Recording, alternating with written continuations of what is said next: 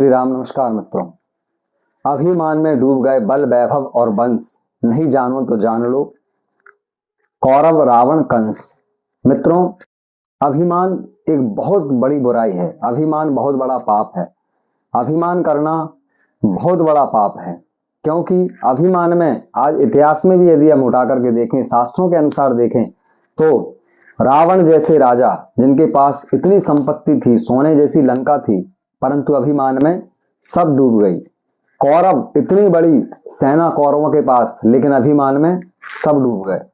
कंस, जिसके पास इतनी संपत्ति, इतनी सेनापति, इतने सारे उसके पास समस्त प्रकार से सब वैभव सुविधाएं, परंतु अभिमान में वह भी डूब गया।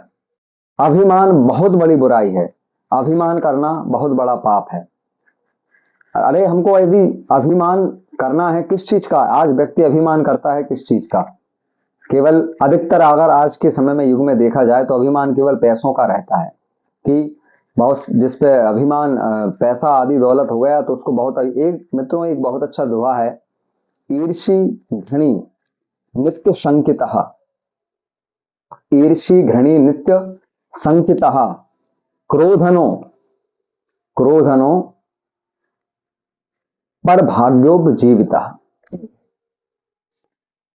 ये जो छह जो होते हैं, एक तो ईर्ष्या करने वाला, घृणा करने वाला, दूसरे के भाग्य पर जीवन जीने वाला, अभिमानी, ये समस्त जो होते हैं ये नित्य दुखितः, ये सदैव दुख को ही प्राप्त होते हैं, और अभिमान करने वाले को सदैव दुख ही रहता है। मित्रों, एक सेठ जी थे, तो सेठ जी के पास बहुत सारा धन ऐश्वर्य था। अब तो एक दिन सेठ जी ने पार्टी दी। पार्टी देने के पश्चात सेठ जी जो हैं वो अपने रूम में आराम करने के लिए गए, और आराम करने के लिए गए तो वही पैसों के गद्दों पे सो रहे हैं, पैसे अपने साथ अलमारी में बहुत सारे रखे हैं, और आखिर में उनको साइलेंट अटैक आया और वो मर गए। अब मरने के बाद सेठ जी जो है वो ऊपर पहुंचे यमराज के पास। अब यमराज के पास जैसे पहुंचे तो सेठ जी तो जो है अभी भी उसी पैसे की चमक में इतने ज्यादा खोए हुए कि वहां पहुंचकर, अरे मेरा पैसा, मैं कहाँ आ गया। यमराज ने कहा कि भाई, तुम यमपुरी में आ चुके हो और अब तुम कष्ट भोगने के लिए तैयार रहो तुम्हारे पापों का। तो सेठ जी ने कहा कि अरे यम, मेरे पास बहुत कुछ धन संपदा है, बहुत सारी मोहरें हैं, स्वर्ण हैं, समस्त आभूषण हैं।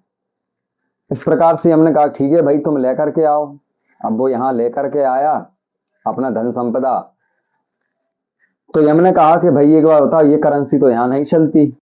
तो फिर उसने बोला, सेठ ने, भाई तुम यहाँ अपने देश से दूसरे देश में आए हो, दूसरी जगह आए हो, तुम्हारे देश में तुम्हारी करेंसी चलती है, लेकिन यहाँ तो ये करेंसी नहीं चलती। तो उन्होंने कहा कि तो फिर क्या करें? तो क्या आप जाओ काउंटर पे और ये करेंसी बदल के लेके आओ। अब सेठ जी काउंटर पे पहुंचे, तो काउंटर पे वहां पहुंच करके सेठ जी ने कहा कि भाई ये करेंसी बदलना है। तो वहां पर जो काउंटर पे बैठे हुए महात्मन थे, वे कहने लगे कि भाई सेठ जी, यहाँ तो जो करेंसी चलती है, वो जो करेंसी है, वो करेंसी आपकी यहाँ नहीं चलती। मैं इसको चेंज भी कैसे करूं? यहाँ तो भजन रूपी, अभिमान रहित, ईर्ष्या रहित, घृणा रहित, बुराई रहित जो करेंसियां हैं वो यहाँ पर चलती हैं, लेकिन आपके पास तो वो नहीं है। इस धन का तो यहाँ कोई मूल नहीं है, इसको तो आप ले जा करके फेंक दीजिए। तो इस प्रकार से मित्रों क्या है कि हम केवल इस लोक की सोचते हैं, और अभिमान कर करके, घमंड अपना करके अपने जीवन का पतन करते हैं। अभिमान समस्त दुखों का मूलभूत कारण है। आपके पास कितना ही पैसा हो, कितनी संपदा हो, परंतु उस संपदा, उस पैसे का यदि आपके पास अभिमान है, या वस्तुतः किसी भी वस्तु का, या किसी भी अपने जीवन शैली में उपयोग होने वाली किसी भी चीज का आपको अभिमान है, तो वह अभिमान जो है वह आपको पतन की ओर अवश्य ले जाएगा। आज हमने मकान बनाया, कुछ भी व्यापार आदि किया, तो उसके बखान करना, कहना, भाई ईर्ष्या, ये क्या? ईर्ष्या ही तो है। आप दूसरे से ईर्ष्या कर रहे हो, या फिर उसको आप जलस के लिए उससे आप बार बार अपने अभिमान में आकर के और कह रहे हो। तो अभिमान कभी नहीं करना चाहिए, चाहे हमारे पास कितनी ही धन संपदा हो, कितना ही पैसा हो, कितनी ही हमारे पास उपभोग की बहुत अच्छी अच्छी वस्तुएं हों, परंतु अभिमान कभी नहीं करना चाहिए। व्यक्ति कामयाब, सफल तभी होता है जब वह उस अभिमान को त्याग देता है। वास्तव में अहंकार एक बहुत बुरी उपज है, बहुत बड़ी बुराई है हमारे शरीर में, हमारे मन में, जो कि हमारे चित्त को, हमारे मन को पूर्णतः अस्वस्थ कर देती है, उसको पूर्णतः मैला कर देती है, जिसके कारण से हम अभिमान में आकर के समस्त जो भगवान के भजन के जो कर्म हैं, जो भगवत प्राप्ति के साधन हैं, अथवा हमारे इस लोक को छोड़कर जाने के बाद परलोक के लिए जो उत्तम साधन है, उन सबको तो हम त्याग कर देते हैं और इस लोक के ही सुखों के उपभोग में हम इतने लिप्त हो जाते हैं कि जिस प्रकार से मक्खी जो होती है वो गुड़ पर निपट जाती है, या फिर जिस प्रकार से हम कहते हैं कि जैसा कि रामचरितमानस में तुलसीदास जी महाराज लिखते हैं कि भगवान श्री राम कह रहे हैं कि असज्जन्मम उर्वस कैसे लोभी हृदय बसे धन जैसे। जिस प्रकार से कि लोभी व्यक्ति जो होता है उसको धन से बहुत अधिक प्रेम होता है, उसी प्रकार से जो सज्जन व्यक्ति है भगवान कह रहे हैं वे मुझे बहुत अधिक प्रिय है, भगवान श्री राम। यदि आपको वास्तव में शिक्षा लेना है, अभिमान त्यागना है, तो आप लीजिए ना। किसको सक्सेसता नहीं मिली या कौन जग में सफल नहीं हुआ, किसका जग में नाम नहीं हुआ, हनुमान जी से लीजिए। हनुमान जी महाराज जो हैं उन्होंने भगवान श्री राम जी के इतने काज किए।